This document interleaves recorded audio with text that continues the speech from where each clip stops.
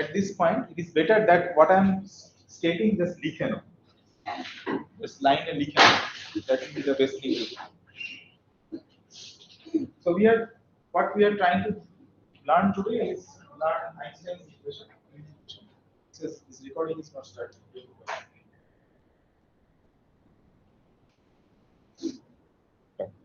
So the gravitational potential phi of x satisfies the Laplace's equation. If I call this my gravitational potential, so this satisfies the Laplace's equation in regions free of any gravitational sources, masses. Okay. The potential this will satisfy Laplace's equation. And in regions where there are sources, the equation will be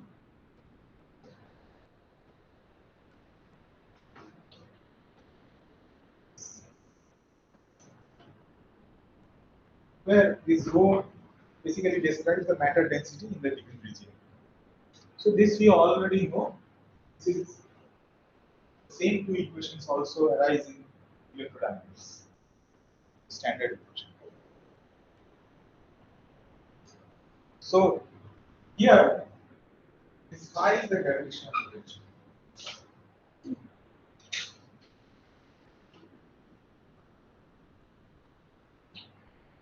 This describes the gravitational field. So if there are no sources, if the Laplace is sources, by sources we mean that there are masses, the gravitational potential will be described by this Poisson's equation. Our aim today is to find some equation in curved space-time for the gravitational field. Now, what do we know? What is the object that describes the gravitational field, curved space-time? That we already know. That is the metric tensor. GAV describes the gravitational field. So our main aim today is to find an equation for GAV. That is what we want. So this describes the gravitational field in curved space-time, and therefore we want to find equations for this. And obviously, these equations, if at all we can find equations for GAV, these equations should reduce to this equation in the appropriate limit. This is the Newtonian gravity equation. So in the Newtonian limit, if at all we can write any equation for GAV, this equation should reduce to this equation. That is a consistency check that your equation is correct. So let us proceed. How can we find out an equation for GAV? First of all, if you note that from this equation is a second order equation, right? In the gravitational field. So obviously, one would expect that if we know that GAV describes the gravitational field, so these equations should also be second order. Okay. So these should be second order differential equations, and which in the appropriate Newtonian limit will boil down to these equations. And how many equations will be there if we consider that this describes the gravitational field? What is the number of equations that one would expect? Huh? This is symmetric, so you will expect that there are 10 differential equations, second order differential equations. And also, all these 10 differential equations should be tensor equations, because these are tensor. So these are the criteria by which one should construct the equation. Since JV is a tensor, so all the equations that you expect to write should be covariant under a general coordinate transformation. These should be tensor equations. Let us now write the geodesic deviation equation.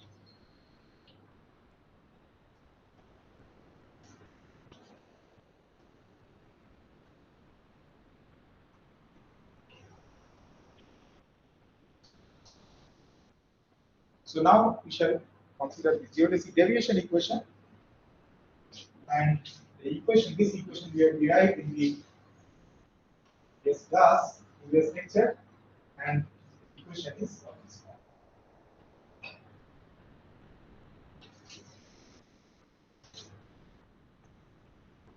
Right? The geodesic deviation equation. So it basically tells you that you have, you can go through the derivation of this equation on the notes. But if you have some geodesics like this, which are parameterized by tau, and these are some infinitesimally closed geodesics, so in this direction tau increases, and this is a line. On this line, all these geodesics are at the same tau. So these geodesics are basically differentiated by the parameter h. So a coordinate here, to take a coordinate, to take a point of this geodesic, so this will be described by these two parameters. So what is VA? VA is the deviation vector between the successive geodesics, and this deviation vector basically satisfies differential equation of this form. So how does this deviation evolve with the parameter tau in this direction? And you can see that if this evolution of this deviation vector with this parameter tau is governed by the Riemann curvature tensor. So if there is a non-zero Riemann curvature tensor, then you can see that this will change, right? This is the evolution equation. So let us start from this equation, and now let us write it down. Let us consider this VA to be delta XA, and write down the corresponding equation. So if you write down the, to replace VA by delta XA, change aviation. Infinitesimally close. আমি প্রথম থেকেই বলছি যে infinitesimally close. Means you can have something like this also.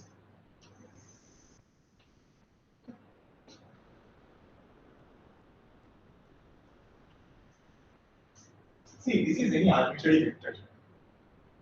So you can take it to delta x. What's the big deal about it?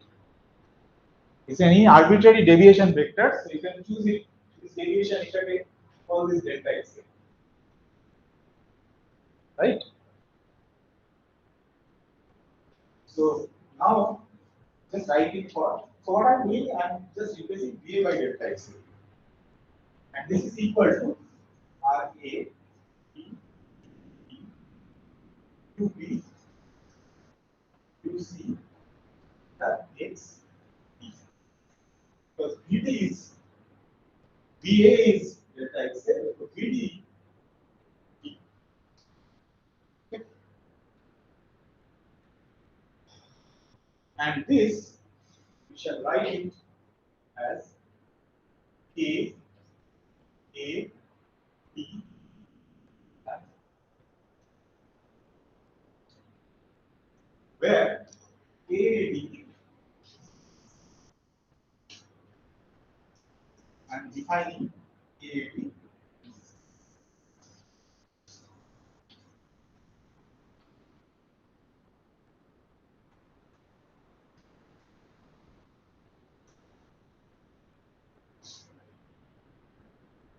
And obviously UB UC, you know that this is the tangent vector.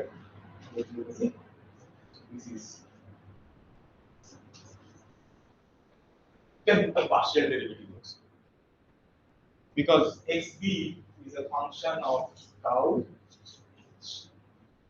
So to be more precise, you should put a partial derivative.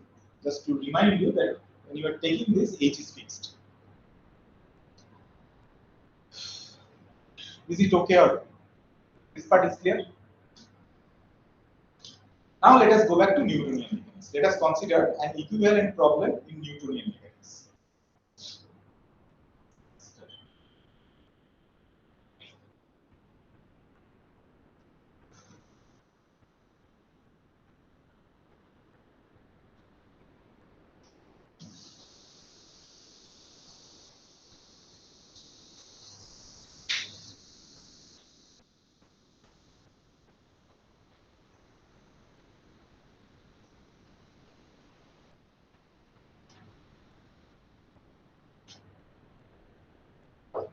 So in Newtonian mechanics, let us assume that a particle of unit mass is subjected. Write it down. Write it down. You can remember, that is very good, but it is better that you just write it down. Let us assume that a particle of unit mass is subjected to a static, space-dependent gravitational force. So now what we are doing, we are considering an equivalent problem in Newtonian mechanics, Newtonian gravity. Let us assume that a particle of unit mass is subjected to a static, space-dependent gravitational field. Okay. So let us write down the equations for such a particle.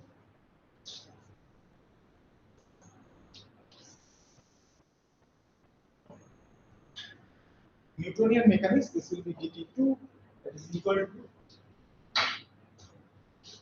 unit mass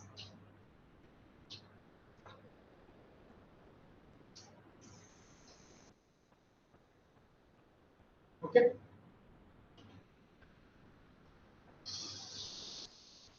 Vector sign we can get rid of. For convenience or simplicity of notation, you can get rid of this. So this is for a particular trajectory. Okay. A nearby geodesic will satisfy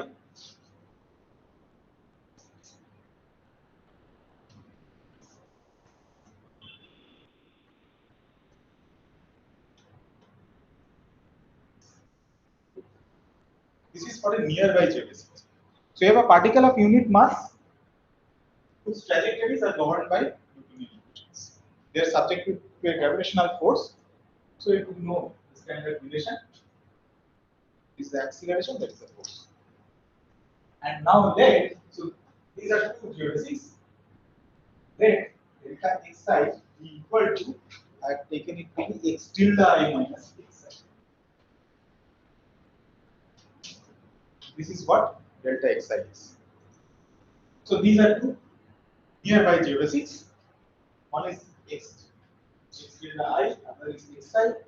Delta xi is the difference between the two geodesics. X tilde I minus xi.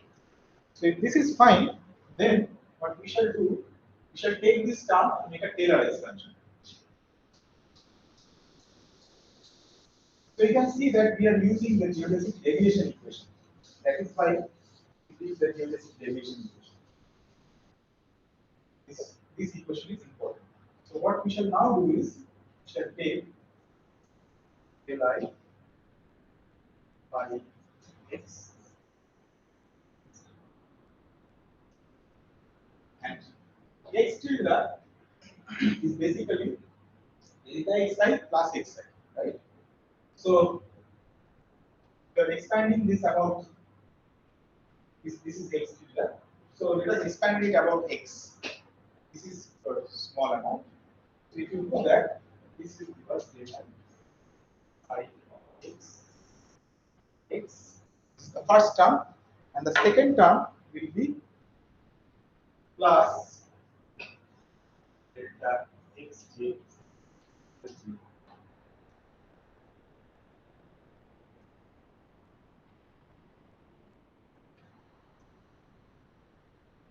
plus higher order. Make a Taylor series expansion.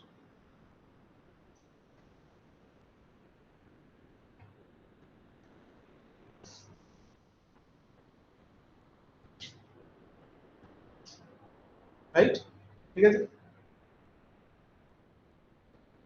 okay, so if this is fine, then let us go back to these Newtonian equations.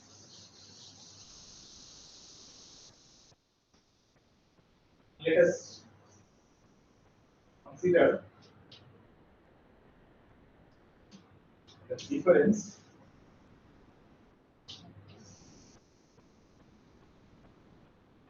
I would like to tell you, or you should take it as a word of caution. Whatever I am doing here is a heuristic derivation of Einstein's equation. Because you should always keep in mind that you cannot derive. For example, if I say, is there a derivation for Newton's equation? You cannot derive Newton's equation, right? It is a law. So here also it is something like this, but some plausibility arguments you can give some kind of heuristic arguments by which you can actually get to an equation. This is something of that sort. So now what we are doing is we are subtracting this from this equation. And if you do that, this will give us theta plus like x. So this we have already written down. Let us write it down here. Give us like x minus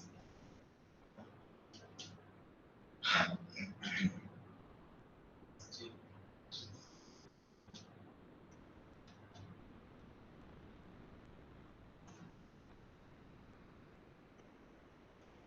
plus higher order terms.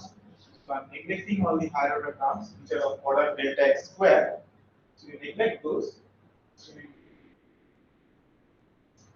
have so from here this and this will cancel. Ultimately, we have this difference is basically this.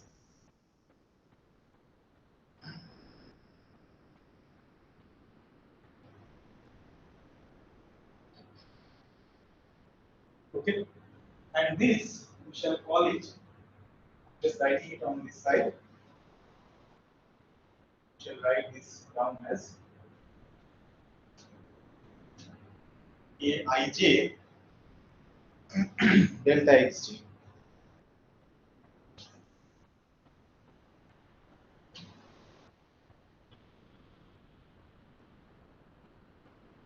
Okay, so I am defining, so this is equal to this is by definition this.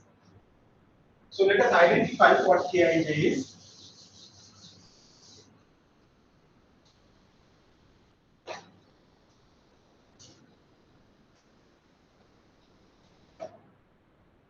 So Kij basically nothing but minus del j del I.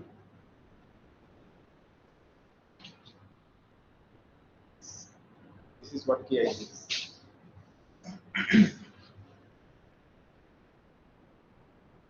So you can see the similarity of this equation with the geodesic deviation equation. Can you see the similarity? Because earlier we had written down d2 delta xj or delta xi d tau 2 is equal to rabcd, then those things, whatever ub, uc and delta xd. And here also you can see that d2 dt2 x tilde minus xi, that is delta xi, that is equal to something like kij times delta x. So you can see the similarity. There you have RABCT, which is the Riemann curvature tensor. Here you have Riemann curvature tensor basically describes the gravitational field. Here you have this thing, phi x is the describes the gravitational field. Good.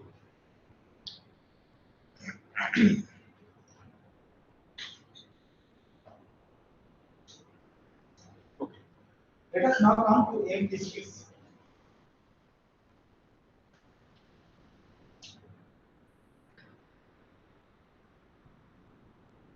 So what I am trying to say is that the equation that we have got in the Newtonian case, in the equivalent Newtonian case, looks exactly similar to the geodesic deviation equation. That is my question. So do you have any question here? If you have any problem with this claim, then it's clear, right? Fine. So now let us come to empty space. So in empty space, you have Laplacian of phi, nothing but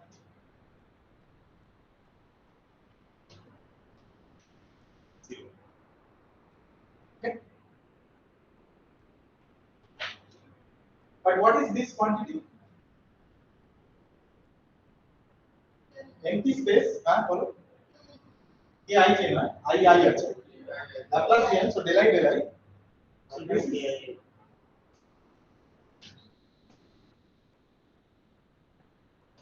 this implies that in empty space KII is 0 because this quantity is nothing but KI. Same index. Ij equal to II. Okay. Apart from sign whatever, this is KII is 0. Okay. So far so good. Everything is exact. What we have done, all arguments are exact arguments. There is no problem with this. Now we will make a jump. And this is why I say that this derivation is heuristic in nature. Let us make the jump. So I think it's a good place to stop now because you can ask questions. If you want to, if you have any doubt, you can ask question about this derivation. Otherwise, I will proceed. Any question from the IPSB or guys?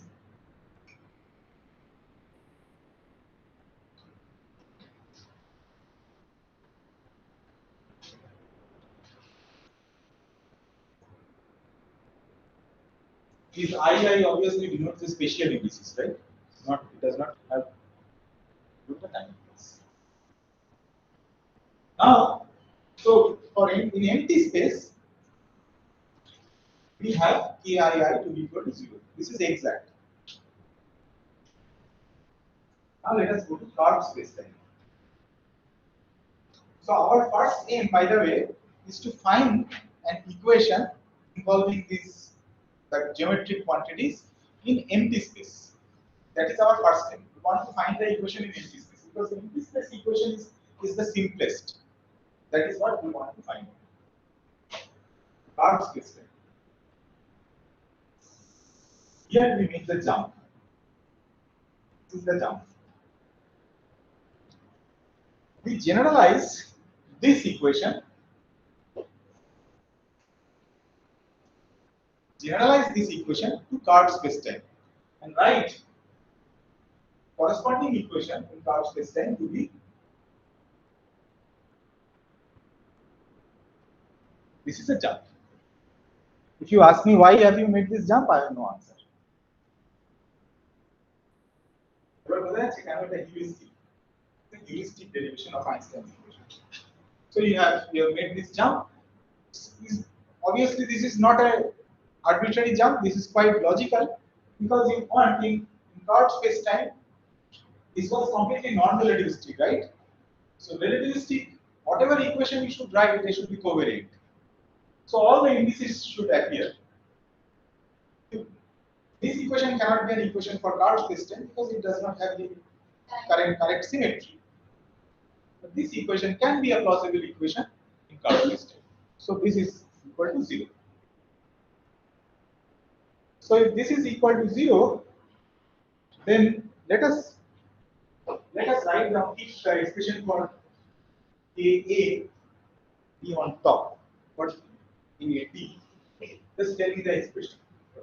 This was R A C E E X B B tau.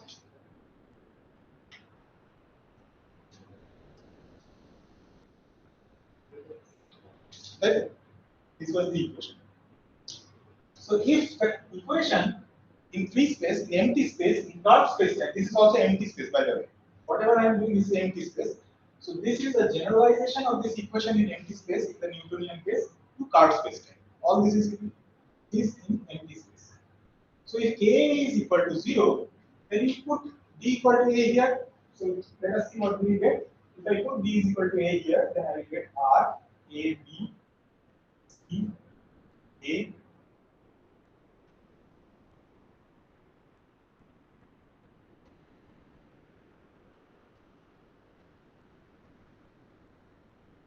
Yes.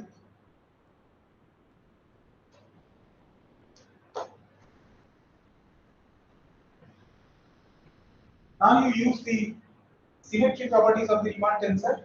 You know that this is antisymmetric in the last two indices. So you can take it here. A, B, minus. So this is equal to 0. The minus sign also goes out. Worry about the minus sign. But what is R, A, B? This is first and third index contracted. So this quantity is basically nothing but the leaky tensor RBC. Okay. So what we find is RBC dxb d tau is equal to 0. Since these are arbitrary vectors, tangent vectors, UB and UC are arbitrary tangent vectors, this implies that R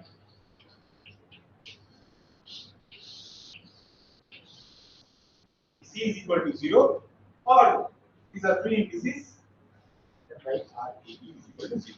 And this is the equation that you would expect to get in empty space, in curved space time. The leaky tensor is 0. Okay. So this you get from these arguments are quite exact arguments. Now you make a jump. This is the second step, the jump step. If you make the jump step, you immediately land up with the equation in empty space. And as you were pointing out that this is not an equation for the particle. This is an equation for the space-time itself, how the space-time evolves. So you have the equation for in empty space. And obviously you know that this RAB is a tensor equation first of all. It's fine. It's symmetric in AB. So there are 10 equations. So you get 10 equations as GAB. And this is tensor equation, and not only that, this is a second order differential equation involving G. That is what you want because G describes the gravitational field. Therefore, any equation if you write it down in terms of G should be second order. Yeah, the second order differential equation, and that is what you get. So it is all these arguments are plausibility arguments. These are plausibility arguments that this equation is a valid equation or maybe a correct equation in empty space. Maybe or plausible equation in empty space. Our next task is to find an equation where the space is not empty. This is our next. So we need to get the more general equation. But we could have said, okay, this RAB is equal to 0. This is the equation in empty space. Then why not? Why is this equation not plausible? Write this equation also. This is also a valid equation. The tensor equation. It's a completely correct equation. And if you see that okay, whether this is second order in G, check it whether this is second order in G. The tensor equation, everything is fine. So why not? But only thing is that here you have 10 equations, this has more equations. Number of equations is much more. So the number of independent components of that all. What I am saying is that all these statements that I am making, or the fact that the arguments that I have presented just now to come to this equation, all the arguments are some of the arguments are exact arguments, and some one or at least this argument that you have this equation and make this jump, write down this equation. Because I have not derived it. I have just made a jump and saying that if this is true, then in curved space time you write down a corresponding equation like this, KAA, where A includes all the indices. This is a plausibility kind of argument. It can be, it may be true. But then you could have said that, okay, let us not work so hard. Straight away write down this is equal to 0. Is also a possibility. Equation can also be correct. That is why I am saying from the beginning that all these arguments, this is a heuristic derivation. This is not a rigorous derivation. Not a rigorous method. Stating the invariance of 0 means there is no curvature. There is no curvature. So even though that this you could have written that in empty space this is equal to 0, but then as Shom is saying is that if you say that my equation is this, nobody can stop you from writing this equation in empty space. It's a completely valid mathematical equation. The problem is, first of all, there is an economical problem. Number of equations that you have to handle here is much more than this. This is one economical problem. The second thing is that if you say that this is equal to 0, then your space time, you always, if you solve this equation, then you will always get a flat space time. You will always have a flat space time. That is the only solution. That is the only solution which is flat space time means trivial solution. So that is the only solution you will get. But solving this equal to 0 may not always give you flat space time. Flat space time means no curvature. So if Riemann tensor is equal to 0, it tells you that there is no curvature. So the only solution that you can get from solving this equation is a flat space time and nothing else. But if you solve this equation, so that is the reason that you reject this equation. So this equation, out of these two equations, this is 1, this is 2, you reject this one. So this will always give you a trivial solution, which is a flat space time, which is Minkowski metric. And that is not what we want.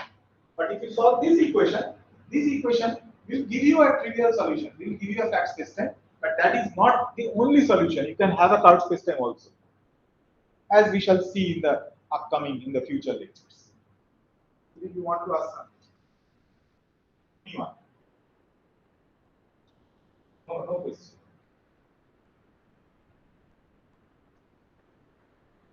Is it okay? Okay, so if all these arguments are so far okay for you, then now let us proceed further. We now want to derive the equation in the presence of matter. So let us forget about empty space. Let us try to consider the case of matter. You have matter now. So in matter, if you have matter, then you know that in the Newtonian case, the equation is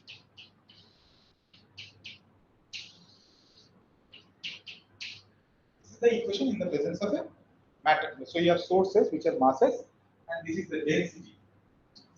Load describes the density. This is the Newtonian equation for gravity.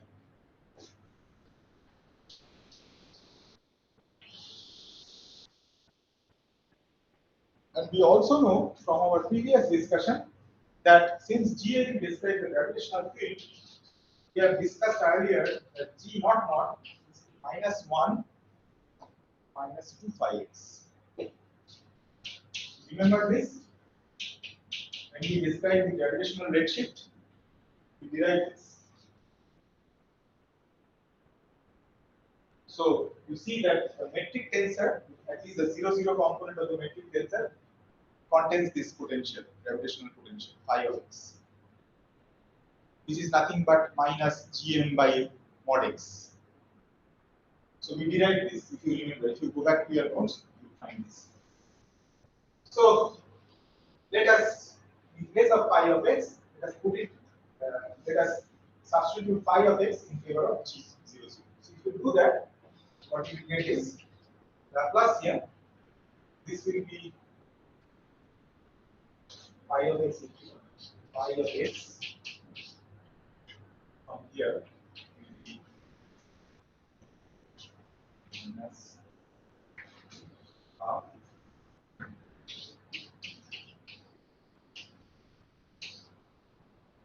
zero. So if you put it over here, Laplacian acting on this is a constant, so that will go away. So we have a minus half e 0, 0, that is equal to 4 pi gm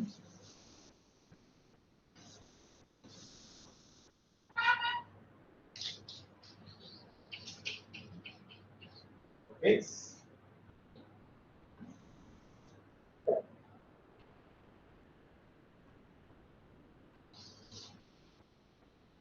We have this.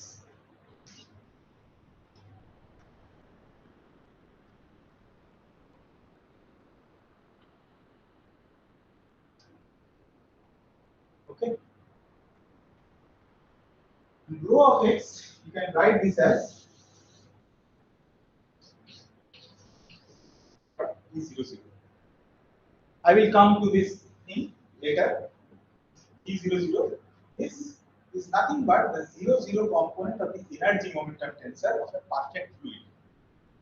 I will discuss this later. But for the time being, please consider this. That what I am saying is that I am saying that T00 is 4. That is what I am saying. Okay. The details of what T is, I will discuss later. So that will solidify your understanding. But for the time being, just take this. What I have done is I have written down the Newton equation for gravity in a different language. The language of the metric, one of the components of the metric tensor, and one of the components of the energy momentum tensor of a perfect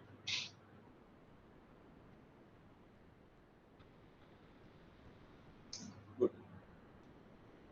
So this is the equation in the presence of matter. The earlier thing that we discussed was in empty space. So let me write down here that this is presence of matter. The presence of matter, that is equation. And our aim is now to find out an equation which is valid in the presence of matter. So what is the next step that I shall carry out? Can you guess what is the next step? Generalize to the curved space time. So let us. So now again I shall make a jump, as I had already made in the case of empty space. Generalize to curved space time.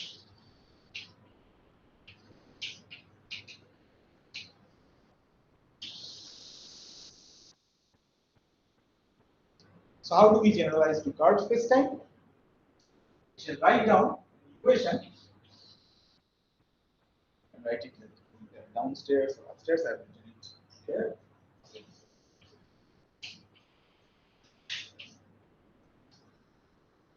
Jump. Okay.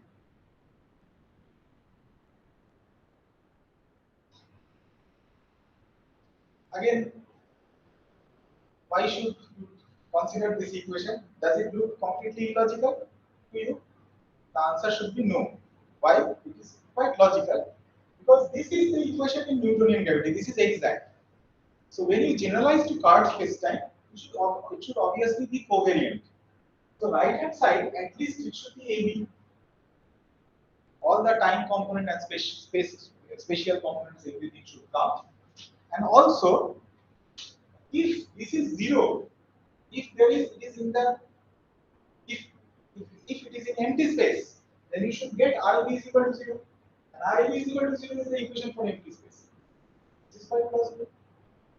Again, this is a plausibility argument, and this equation should be, you should take it, okay, it should be true. Or this is the equation that should be there. Because if KAB is equal to 0, then you should go back to the equation for empty space, and then RAB should be equal to 0. And that is what you have obtained. So this is the equation in curved space. Only thing that you need to determine is alpha. So what is this alpha? You don't know what alpha is. So we need to fix alpha. But before that, I told you earlier that this is the energy momentum tensor of a perfect fluid whose 0, 0 component is rho. Okay? This energy momentum tensor, you know that energy should be conserved, momentum should be conserved, right? So there should be a covariant conservation law for this energy momentum tensor. Therefore, if you take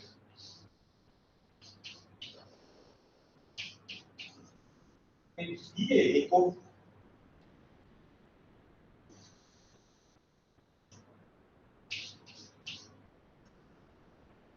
covariant derivative of both sides,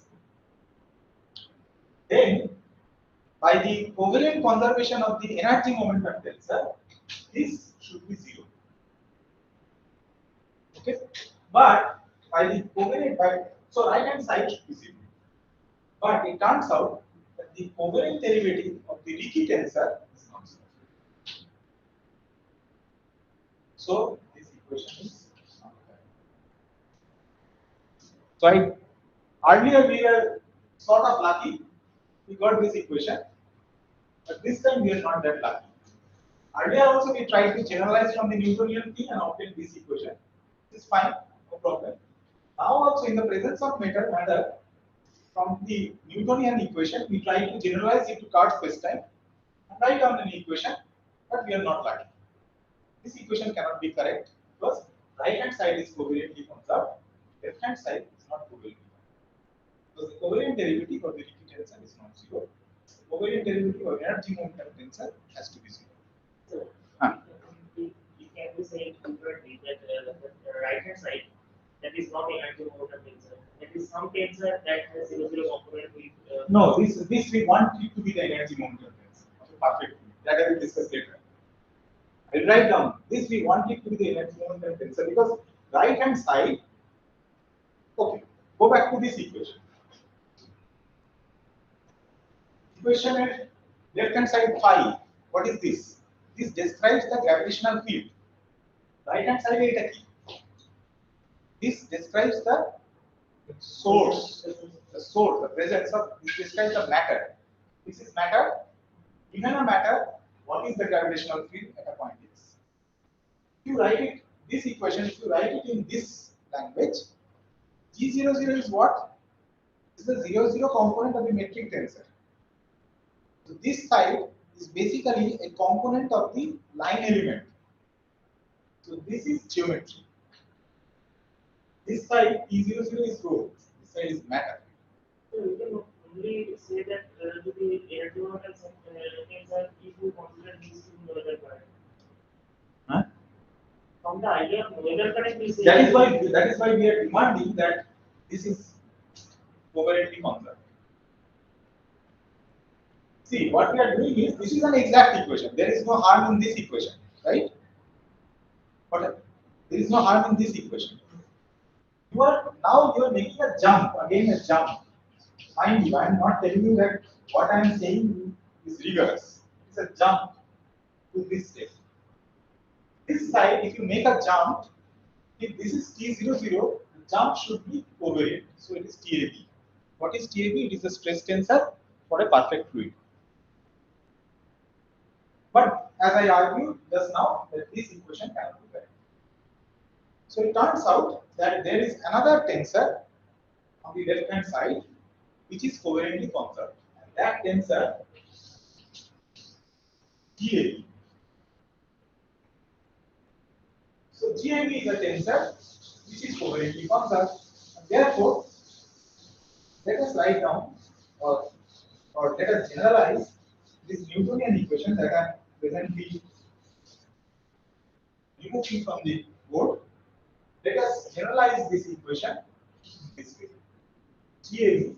What is this GAB? GAB is R AB minus R.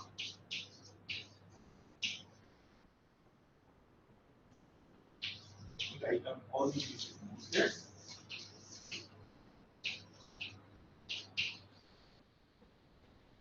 So this is the Ricci tensor, this is the Ricci scalar.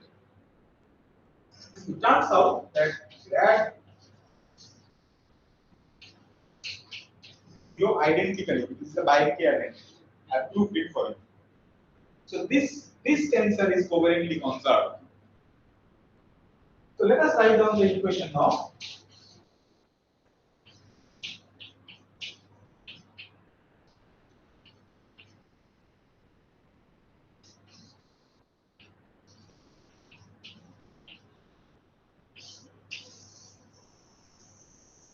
In the presence of matter, instead of RAB is equal to alpha TAB, I am writing it as GAB.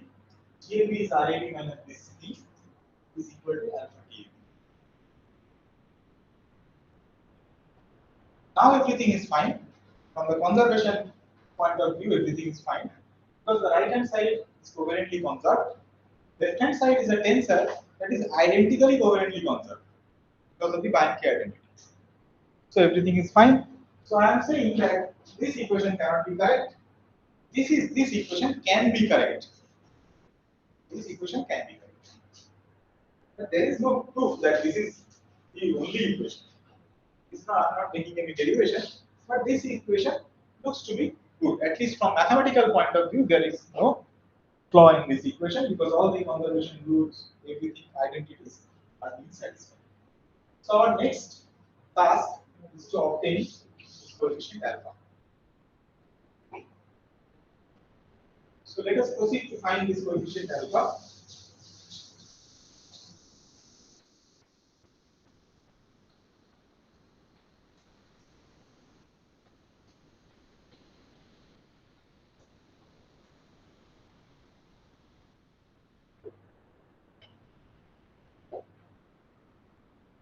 Before that, let me just contract the equation, this equation with GA.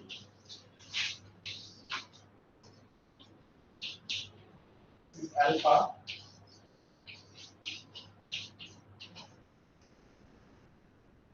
Okay. But this tensor is, by the way, it is called the Einstein tensor. This is RAB, R, GAB, R. So GAB, RAB, that is once again the Ring scalar R minus half GAB, GAB. What is that? 4. 4. Very good. 4 R is equal to alpha GAB, DAB, that is EAA. It is a trace of the energy moment. This thing. The trace, because you lower indices or raise indices, you see the metric trace. So CAA, this is trace, this I shall call it to be capital T. Is that which denotes the trace of the energy momentum. So this gives us Q. So this implies that R is equal to minus alpha T. R is minus alpha T. So what is the equation that we get? Therefore,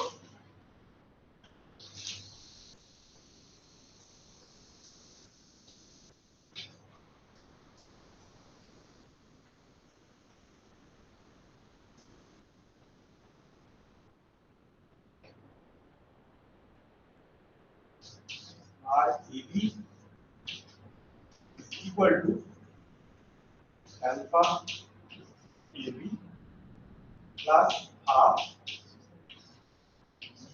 AB R, taking this to that side.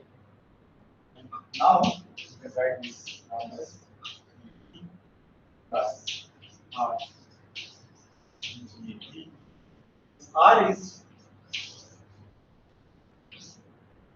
minus alpha B. Therefore, equal to take alpha common. B minus R. You can write this equation in this way also. So you have replaced this R by this.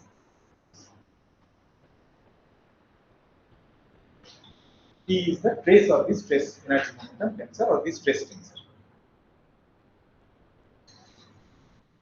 DAB is associated with matter particles and fields, but it does not include gravity.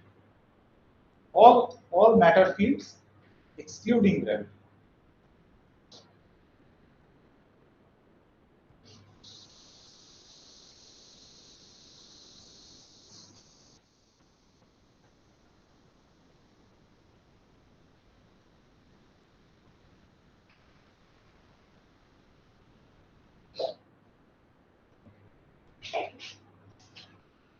Now the last step is, as I mentioned earlier, is to determine this factor alpha, and to determine this factor alpha, we need to see whether the proposed equation, this is our proposed equation, this equation reduces to the Poisson equation. We have to check whether this equation reduces to the Poisson equation. So let us now consider, we assume that this matter described by this energy momentum tensor, PAV, consists of static dust particles. Static dust particles. So what do I mean by that? I shall write this as EAB is equal to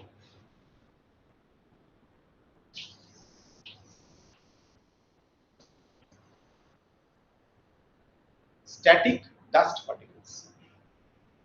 So I'm assuming that this energy momentum tensor which describes the matter stresses, the stress tensor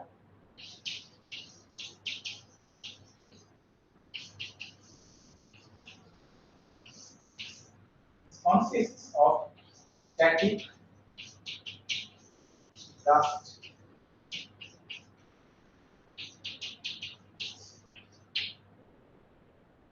by static I mean that all the special components of use are zero. That is what I mean. And dust particles means usually when I shall discuss or when you also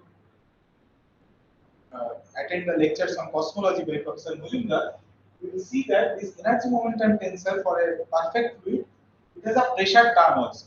It is rho plus P UAUT minus P GAV. I have not written that exact form. But for dust particles, the pressure is zero. For dust particles, pressure is zero. And then the corresponding formula reduces to this.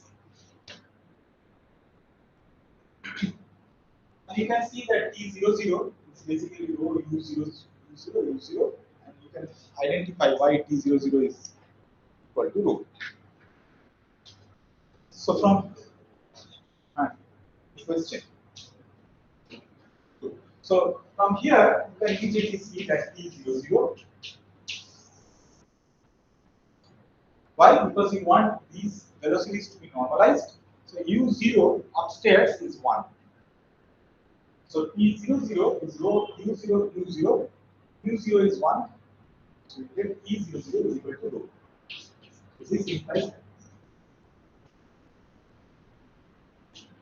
And what is T0I? T0I 0. Because UI is 0. And obviously T0I is 0. Ij is also equal to 0. Ij are all these special these are the special indices. Therefore, you can set A to be 0, B to be I, this is rho U0, UI, but UI is 0. So these are 0. And what is this P? The trace of the stress tensor. This is by the way, this is called stress tensor or energy momentum tensor. I've written this. What is T?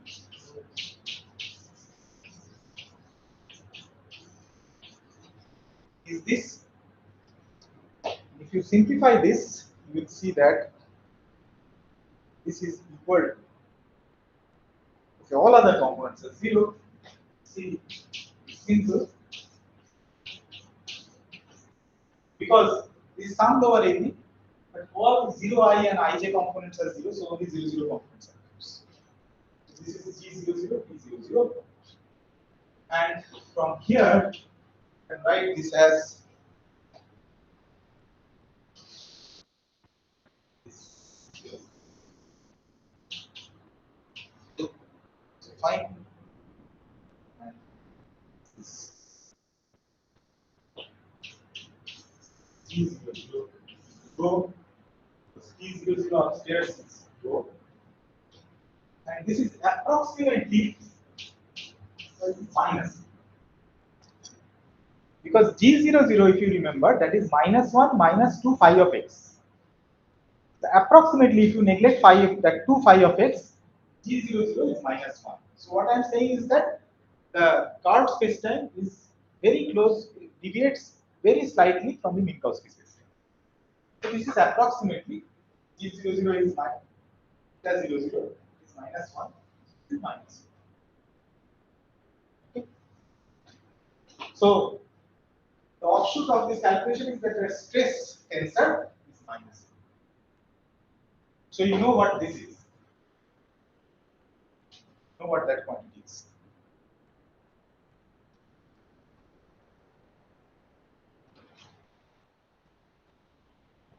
Is it okay? Is this okay? Are you getting tired? all these arguments. Suppose BSc guys. Post MC you are following. Okay? It's okay. So if you have any doubts, you can ask me because this is quite important. And all the arguments are quite physical arguments, but they are quite involved also. So you should be very sure about all the arguments that we are using. Okay. So now the last bit that we have to come, that we have to see, our aim is to find alpha. For that, we need to see that this proposed equation should reduce to the Newton's equation of gravity. This is our aim.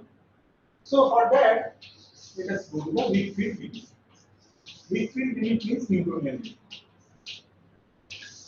We have already used the weak field limit here once. But G00, we have replaced it by -1. So that is the weak field limit. So let us again use the weak field limit. So in the weak field limit, what will happen is, if you use the weak field limit, then immediately you can simplify the Riemann tensor. How can you do that?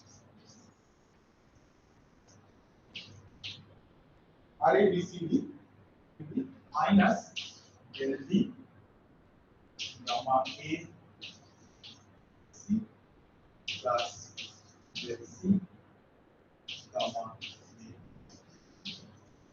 Correct? Is this okay? In the weak field limit. Why? Because the other two terms are the product of two gammas. But in the weak field limit, product of two gammas negligible. Because they are of the order of h square.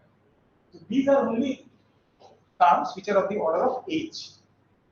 I hope you understand what do I mean by h. What is h?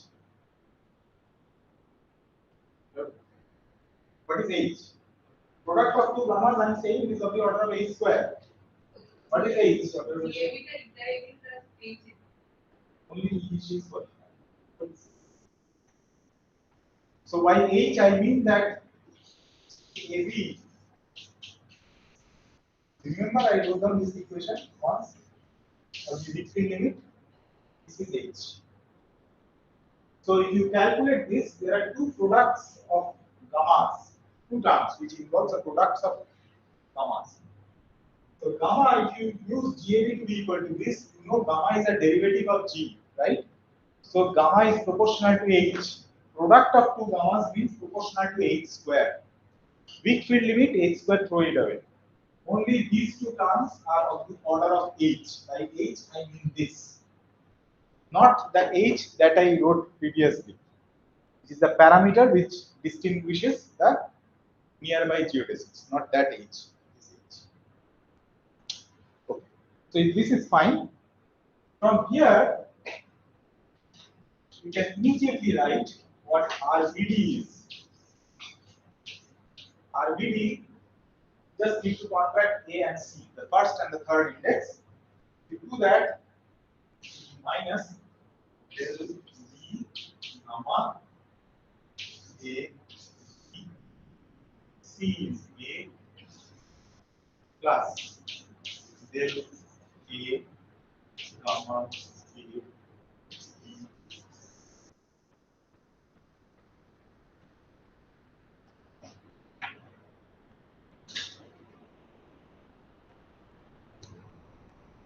Okay.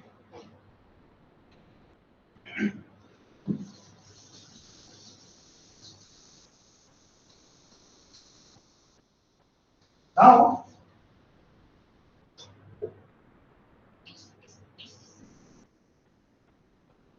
only we have seen that only this is equal to rho, this is non-zero, and all others are zero. So it is sufficient to look at the equation for R00 only. The rest will be what? Rest will be R is equal to 0. That is the empty space equation. That is fine. Only this is 0. So just look at the R00 component. So if you look at R00 from here, let us concentrate on R00 component and consider that equation. Then you will see that this will be del 0 gamma A 0 A plus del A gamma A, right? So I'm considering the 0, 0 component of this equation in the weak field limit. Okay? Good. Now you will see that in the beginning I have said that the gravitational field that we are considering is static.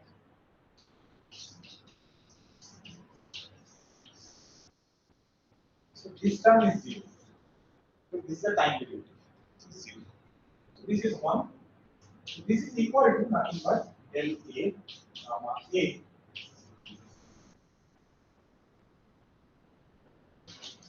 Since the gravitational potential is static, metric tensor does not involve time. The metric tensor is not a function of time.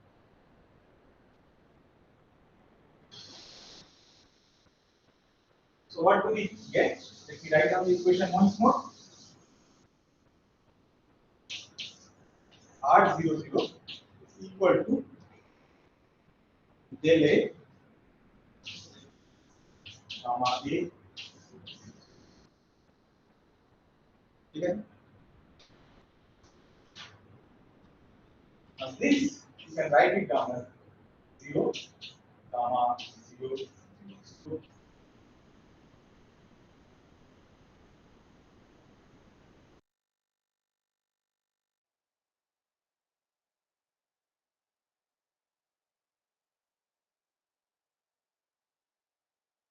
Static. R00 is nothing but del I gamma I0.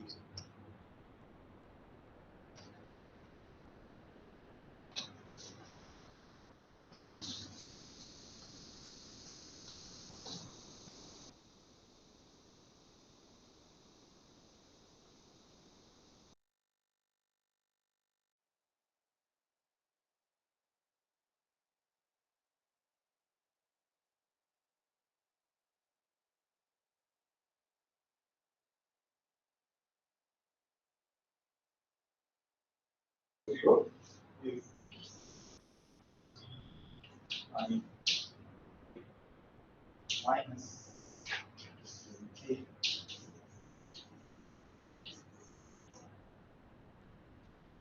This you get using the formula for the Christopher symbol, symmetric affine connection, in terms of the metric tensor. So I've written it in terms of the metric tensor.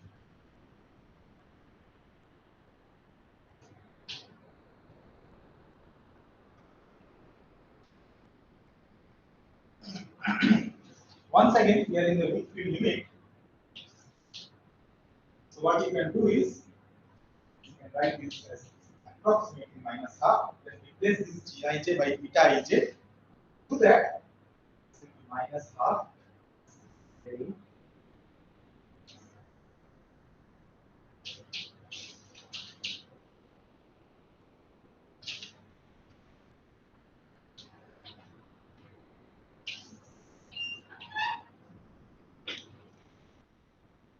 And since we are using mostly positive signature, this is a special thing.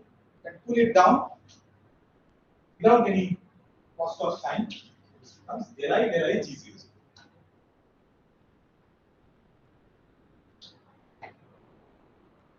So we have R00 is minus half del I G0. That's it. বলো এই স্টেপটা এখান থেকে এইটা আমি big field limit করছি তাহলে আমি GI যেটাকে এখানে এটা আইজে করে নাও এটাকে কনস্ট্যান্ট এটা বাইরে বার করব ইনডেক্স লোয়ার নিচ করে নাও এর একটা ডেরাই এরকম হবে পুল ইট ডাউন হ্যাঁ হ্যাঁ তাই তো লিখেছিলাম প্রথমে এটা লিখেছিলাম কিন্তু you can pull it down because of the signature that we are using. Mostly positive use করছি take it. But what is del I? Find out this I is summed over. This is equal to minus half Laplacian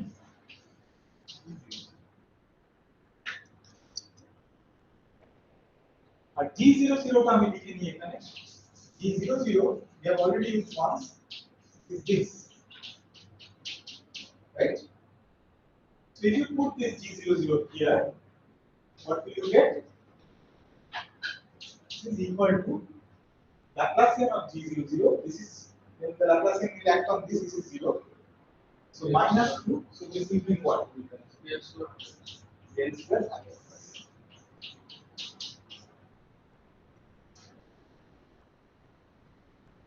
So R00 দেখো এটা থেকে শুরু করেছি R00 weak field limit এর এইসব কায়দা করে R00 is ultimately Laplacian of R.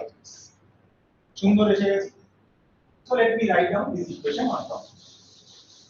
Our aim, by the way, is to see whether the proposed equation goes back to the Newton's equation, Poisson's equation. So we have R00 is equal to minus or minus Laplacian of x. That is what we have got. This is our proposed equation. It has 0 component in our all other components are 0 because this is 0. So 0 component of this equation is nothing but R00 that is equal to alpha E00 minus half G00.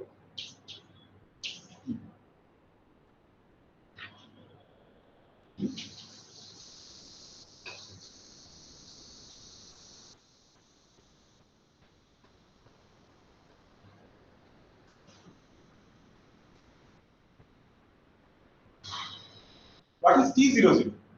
T00 we have already obtained.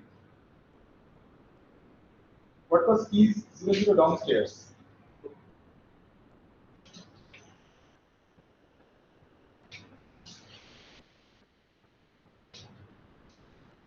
Anyway, that doesn't matter also. You can do it another way also. Because you can write R00 as alpha 00 minus half G00. Let's take all the indices upstairs, but this is approximately down. Check that in the weak field unit. This. Now this is equal to from here equal to alpha T00 is 0 minus half T00 is minus 1 approximately weak field unit because we are neglecting that term. And what is T? T we had calculated earlier. What was T? If you look at T, it was minus rho. That is what it is. From here, therefore, you will have alpha, this minus and this minus plus. So rho minus rho by 2 is rho by 2. This is rho by 2. And R00 we have already computed, that is grad square phi of x. R00 calculated. So I'm substituting R00 is equal to this, and that is from right hand side is equal to this. But from Newtonian gravity, grad square phi of x, this is Newtonian gravity, 4 pi Gn rho of x. Therefore, if you this and this must be equal, from here you get alpha, this is like alpha, rho cancels, therefore alpha is 8 pi Gn. So only if the constant, the value of the constant is 8 pi Gn, then this proposed equation goes back to the Poisson's equation of Newtonian gravity. And therefore, now our equation is here to obtain the proposed equation. The proposed equation is RAB, R GAB, R. This full thing is Einstein tensor GAB which is covariantly conserved identically 0 under a covariant derivative by Bianchi identity. This is equal to 8 pi n gn is the universal gravitational constant. 8 pi gn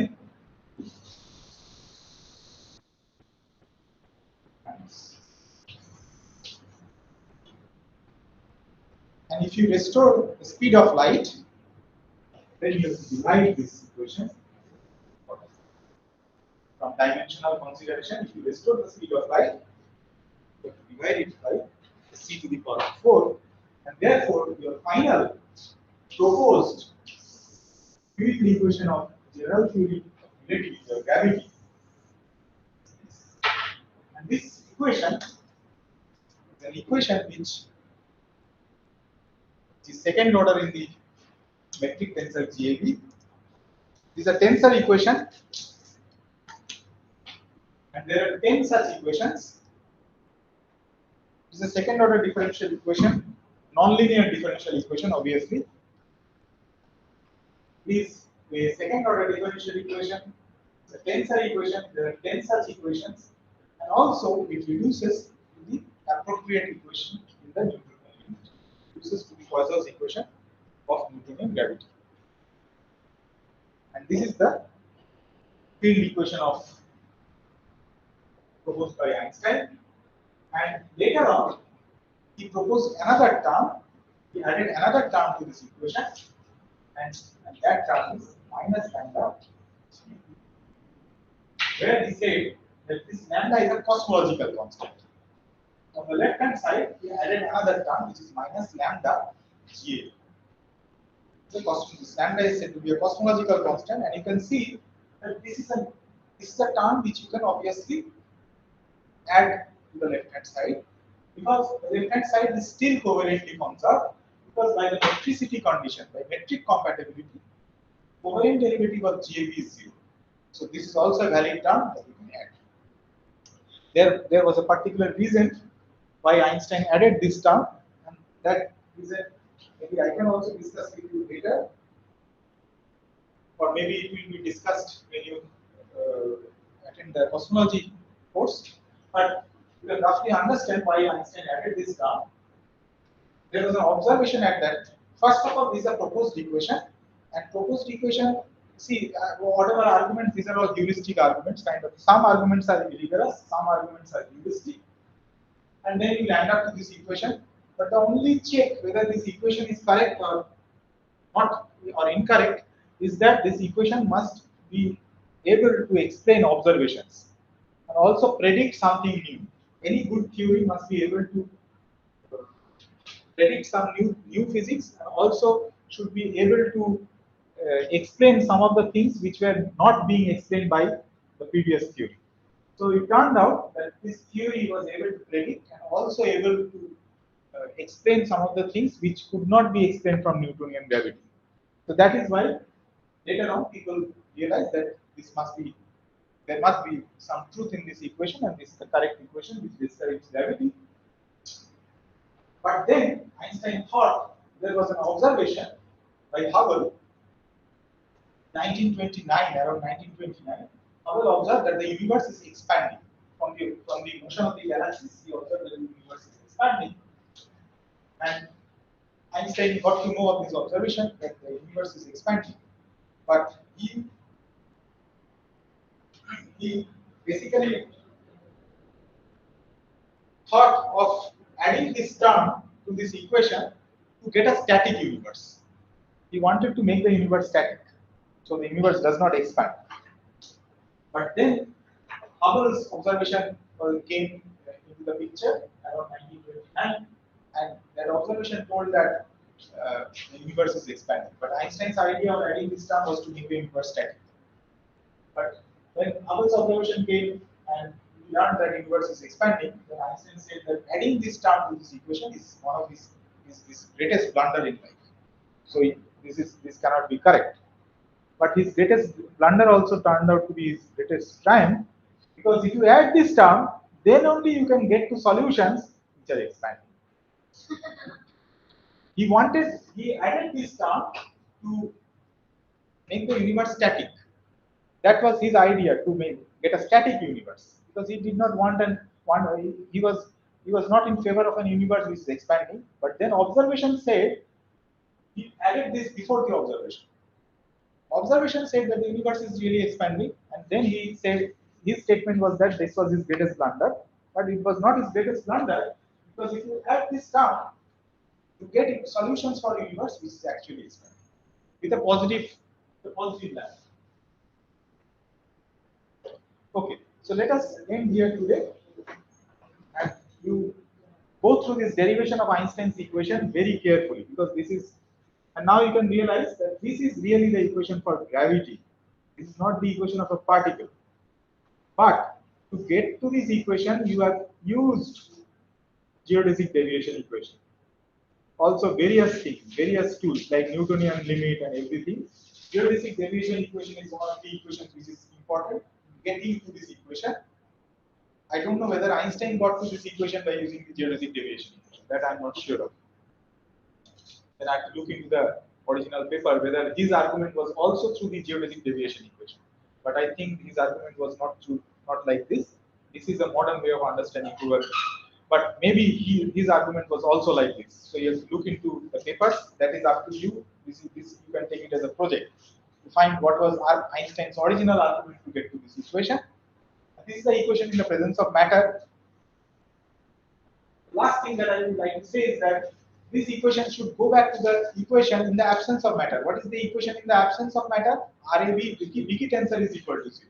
In the absence of matter, TAB is 0. This is 0. So Einstein tensor is 0. So this part is equal to 0. And from this equation, if you contract with GAB, you see that R is 0. And therefore, RAB is equal to 0. So in the absence of matter, you really get back the equation that I wrote down in the absence of matter, which is Vicky tensor is equal to 0. This equation is the equation for gravity and not the equation of a particle, but to get to this equation, you are using the equation of a particle. You have used geodesic deviation equation, and in geodesic deviation, to derive the geodesic deviation equation, you have used the geodesic equation. So all these equations are important. But this is geodesic equation or geodesic deviation does not tell you anything about how gravity itself will evolve. This equation tells you how gravity evolves, how the geometry evolves. The geometry is also changing. So this is the equation for that. This is not the equation of the particle. Okay. So let us stop here. And next Monday,